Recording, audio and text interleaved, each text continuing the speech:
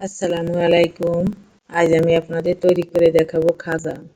এজন্য একটি পাত্রে নিয়ে নিলাম 1 কাপ পরিমাণ ময়দা, সামান্য একটু লবণ, এর সাথে দিয়ে দেবো আর একটু তেল।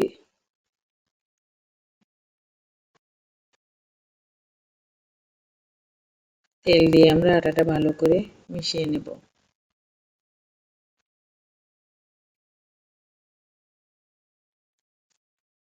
আরও একটু তেল দেব যেন আটাটা একটু মাখানো হয়, এরকমের চাপ দিলে যেন একটা দলা পেকে যায়। এবার এর মধ্যে নর্মাল পানি দিয়ে আমরা একটা ডো তৈরি করে নেব।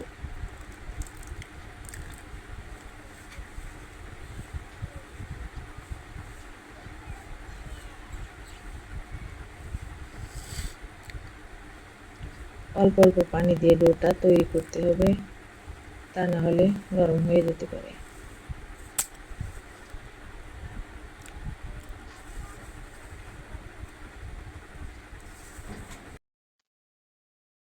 ভালো করে আমরা মুথে নেব।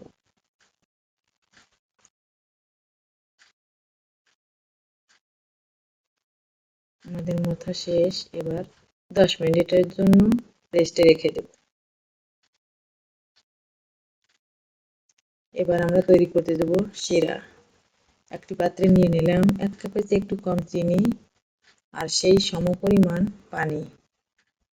চিনি আর পানি ভালো করে মিশিয়ে নেব। আমরা বেশিক্ষণ জাল করব না, একটু আঠালো ভাব হলেই আমাদের শিরা তৈরি হয়ে যাবে।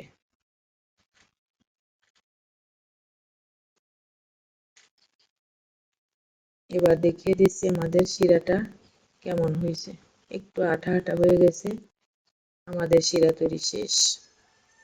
এবার চুলাটা বন্ধ করে দিব। এবার চলে এলাম আটা মাখার জন্য।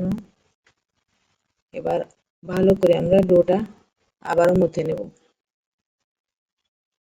মুথে ডোটা দিয়ে আমরা পুরো দুটো লেচি তৈরি করে নেব। একটা লেচি নিয়ে একটু কর্নফ্লাওয়ার দিয়ে পাতলা একটা রুটি তৈরি করে নেব। এভাবে আমরা দুটো রুটি বানিয়ে নেব। রুটির উপরে কিছু পরিমাণ কর্নফ্লাওয়ার দিয়ে ভালো করে মিশিয়ে নেব। এর উপরে আরও একটা রুটি বসিয়ে দেব।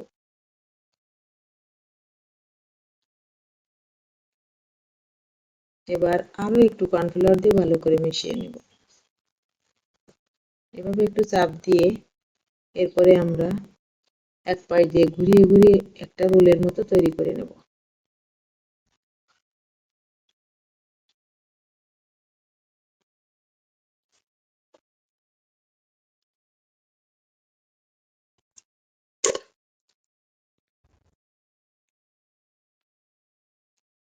এবার একটা ছুরির সাহায্যে আমরা ছোট ছোট টুকরো করে কেটে নেব।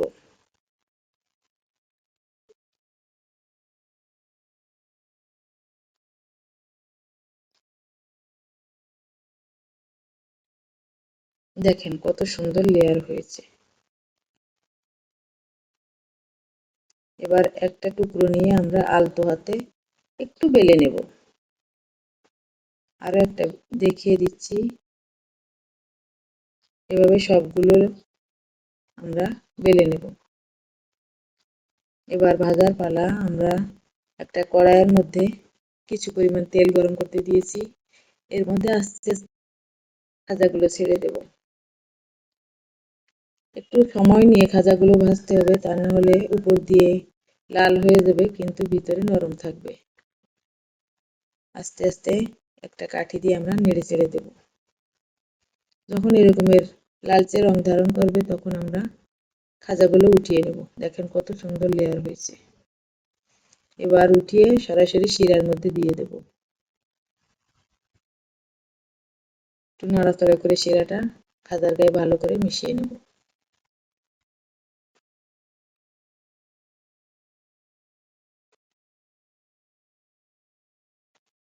শিরাটার মধ্য থেকে খাজাগুলো উঠিয়ে নিলাম।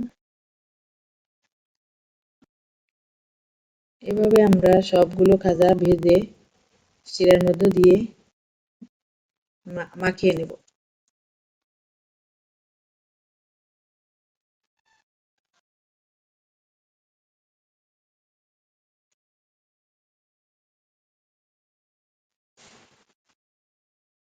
আমাদের শিরা লাগানো শেষ। এবার আমরা খাজাগুলো তুলে নেব।